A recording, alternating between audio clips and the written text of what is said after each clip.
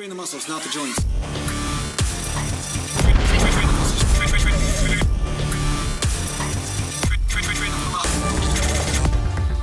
USA.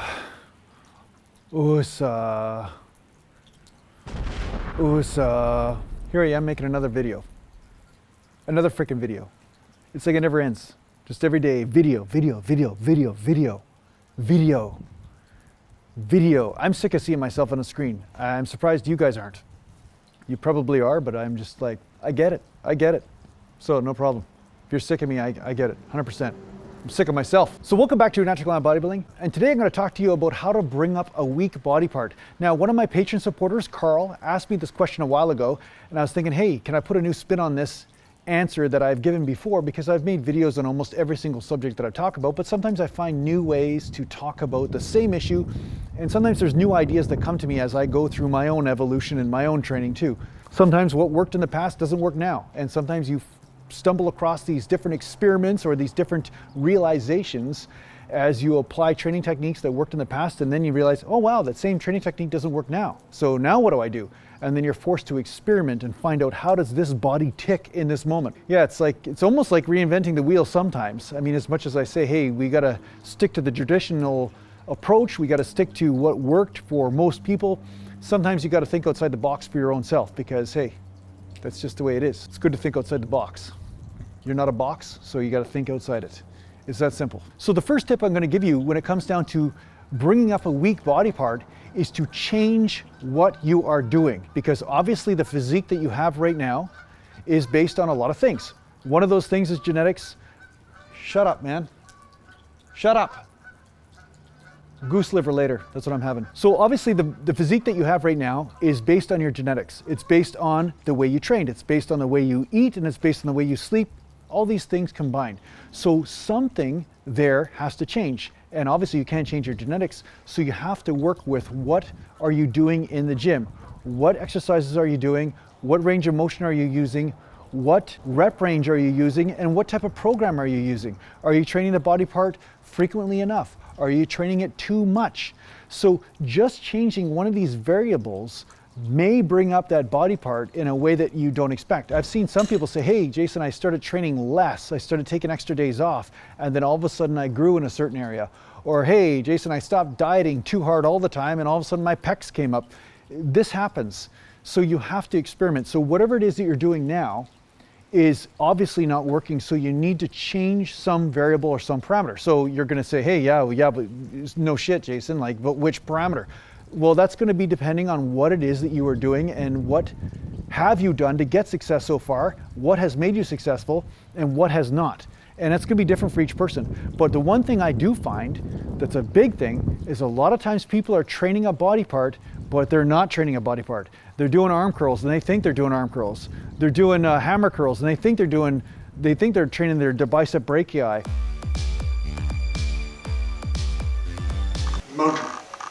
Or they're doing squats and they think they're training legs, but they're really training more their back and their hips. So one thing, this is an example for biceps, because Carl asked me specifically about biceps. One mistake I see people do with bicep training is they'll lower the weight and then they rest at the bottom. Just let the arm just dangle, and then up again, and then rest the arm at the bottom. That basically gets rid of the constant tension on the bicep. What you're better off doing, and make sure you're warmed up, what you're better off doing is keeping the arms supinated or the hands supinated, lowering the weight, keeping that slight bend in the elbow and keeping that tension on the bicep, and then killing it, making it go to failure as fast as possible, but not taking these mini rests in the set. So that's one thing that prevents people from getting bicep gains. I see it all the time where they're just like, you know, they want to get heavier weight and they rest in between, heavier weight. And you see it with squats. A lot of times guys will squat, come up on the top, they'll rest at the top, and then they'll go back down again, and then rest at the top, and they just rest on their knees or rest on their back or rest on their joints, and then continue to set. Now, you can do this. I'm not saying it's bad, but if you're doing this and you're not getting results, then try the constant tension principle on that body part. That should yield you some results. Amen, brother. Amen. Sometimes I feel like I need a choir back there and go, preach, preach, preacher. If I had a cheering section, it'd be a lot easier to make these videos. It's really tough. I'm out here by myself in the rain. I got geese yapping at me the whole time. And then somehow I'm expected to be cheerful, insightful, beautiful, How do I hold it together? I mean, I know you're asking this question. How does he hold it together? Now, the next technique I'd use to bring up that weak body part is start training it first in your workout. Training it first in the day. When you get up, that's the first thing you put energy into. You do not use your energy in the other body parts first. You train that one first. You make it the priority. It's called the priority principle. I think one of those old Weeder principles, it was the priority principle. So that way your energy is all going towards that body part. So say it's biceps. Yeah, most people have to train back first. No, if you want to bring up your biceps, you're like, screw it. I don't give a shit about anything except for my biceps. I'm training biceps first, then I'll train my back after. Yeah, it goes against conventional thinking, but if you really want to make that body part the priority, if you want to make gains in that body part, you want to make sure that that body part will hit failure or hit fatigue no matter what. And the best way to do that is to make sure that you fatigue it as first priority, put all your energy into it, and then all the auxiliary exercises that you use, there's more of a chance that that body part will fail during those exercises too. Yes, maybe you won't get as good of a back workout in, or maybe it will affect your other workout, but the whole point is if you want to bring up that one body part, you're not worried about that. You're saying, hey, this body part has to fail first. This body part has to hit absolute fatigue and get the most amount of volume on it in order for me to grow.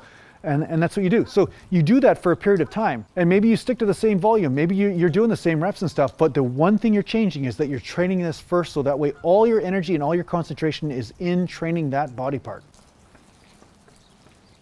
All right, there you go. Which one of you is going to end up on my dinner plate? Huh? I warned you about honking. I warned you not to honk. Hey, I warned you, and I warned you. You guys all had your warnings. Just honking up a storm, eh? Just want to get your input. You guys don't know anything about bodybuilding. Hey? You guys know anything about bodybuilding? No? So, you know, you just shut your trap when I'm talking about lifting weights? Nothing to say now, huh? You're all quiet when the video camera's not going. All quiet when I'm not talking. Yeah. The next thing I'm going to say is make sure you feel the body part that you wish to grow. If you are performing an exercise and you are not feeling that body part at all, you're not feeling it burn, you're not feeling a pull in there, you're not feeling that body part specifically fatigue or hit failure, then there's a good chance you're training another body part even though you might be doing the right exercise for said body part, right? So, you know, it's standard thing. People do bench press for chest, but if their grip is too narrow, then they might be doing triceps. They might be doing more of their front delts. Who knows? It depends on how you're built. But if you're feeling a different body part hit failure, there's a good chance that you're actually ignoring the actual body part you want to train. So pay attention. That's what I'm saying. Pay attention to where are you feeling those tensions. This is totally underestimated, especially by beginners or people who are intermediate. They think that if I just do a random arm curl, but I'm feeling my shoulders burn like crazy and I somehow hit failure, like I can't do another arm curl, well, what is preventing you from doing the arm curl? Is it the specific head of the bicep that's responsible for bringing the elbows forward along with the front delt? Is it just the bicep? Is it the delt? Or is it some sort of collective agreement between a bunch of muscles? But is the actual muscle itself that you want to hit failure, hitting failure? You want to really isolate that to a point. You want that muscle to be totally overwhelmed, and therefore it will be forced to grow. It has to be told that it is too weak for the environment you're putting it in, and that will give you some results. So don't randomly do exercises without paying attention at the same time. So whenever you're doing a squat, whenever you're doing a bent over row, whenever you're doing a chin up, pay attention to where you're feeling those forces. A standard example is when I was doing back training back in the day, I got awesome biceps and awesome shoulders from it, but my back development was lacking. And I was like, what am I doing wrong here? Because this is supposedly a back movement. The pull up is a back movement. Well, what I started doing was sticking the chest out and leaning back, and then bang, instantaneously lat stimulation, and my lats would go to failure, and then I started getting wider and bigger in the back. So a lot of times what people think is the right form for an exercise is usually the wrong form for results. That's the funny thing. That's the hilarious part of it. So I get people on this channel all the time, what are you, man? Are you a meme? Are you joking, man? You're doing like partial reps, what's wrong with you? That strategic range of motion is cheating. It's like, well, yeah, but you're the guy with the skinny arms that can barely even type skinny on your keyboard. That's why. Because you're doing things wrong because you think they're right, but they're not necessarily right for results. So what gets results is the right technique, first of all. Second of all, make sure you feel that muscle, feel it hit failure, and if you're not feeling it, then change the angle, change the exercise, change something. Take the joint out that isn't necessary. So say if you're doing biceps and you notice that your shoulders are hitting failure first, well, try doing some preachers for a bit. Or maybe try doing some incline curls, because now the shoulders are in a stretch position and you're going to get that brachii stretched out. And there's going to be a good chance that that bicep brachii is going to hit failure first instead of the front delts or instead of the forearms or whatever, right?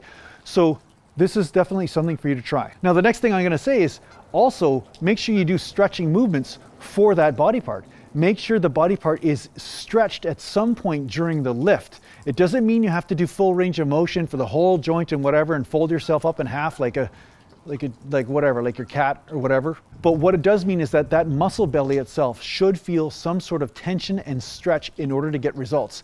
Just contractions or squeezing movements aren't enough. That's what I found. I found that you do need, for the most part, with a lot of muscle groups, not all of them, but most of them, you need some form of a stretch to really stimulate that muscle breakdown and really get that muscle to adapt.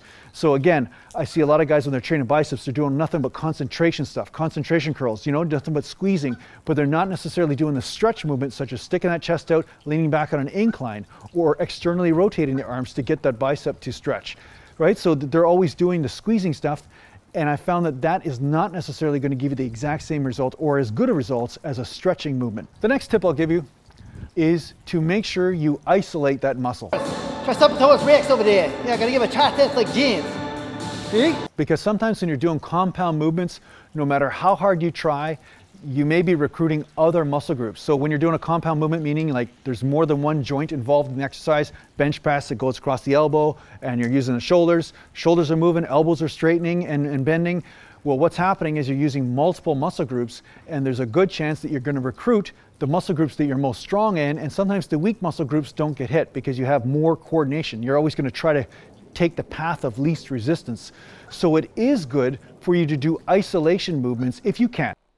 How long am I going to have to stay here before my biceps grow?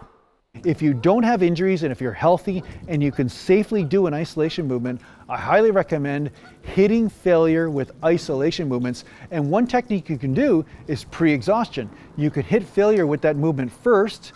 Say it's biceps, you can do preacher curls first, or say it's hamstrings, you can do leg curls first before you go do your squats, or do arm curls first before you go do your back training.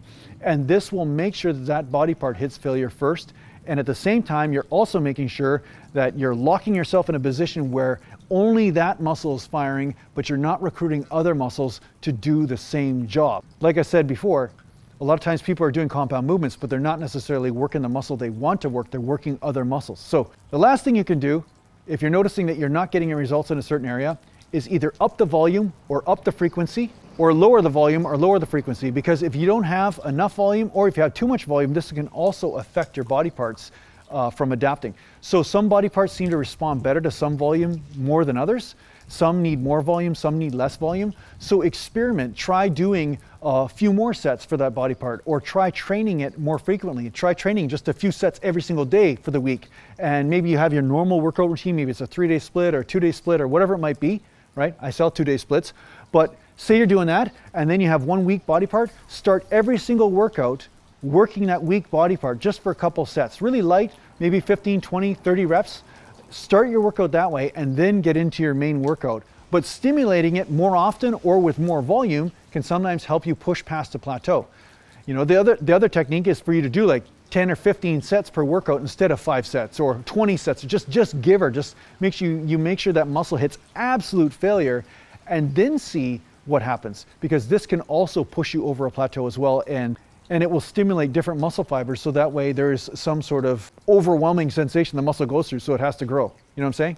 So yeah, don't be afraid to go beyond your own limitations or your previous limitations that you thought were perfect training, because sometimes you need to push the envelope in order to get to the next level. So thanks a lot for watching. If you need to get a hold of me, just go to naturalgallantbodybuilding.com, and thanks to the Patreon supporters, and take care for now. Mountain. I'm gonna go f these geese up. These geese are gonna take a shit kicking. Gallant!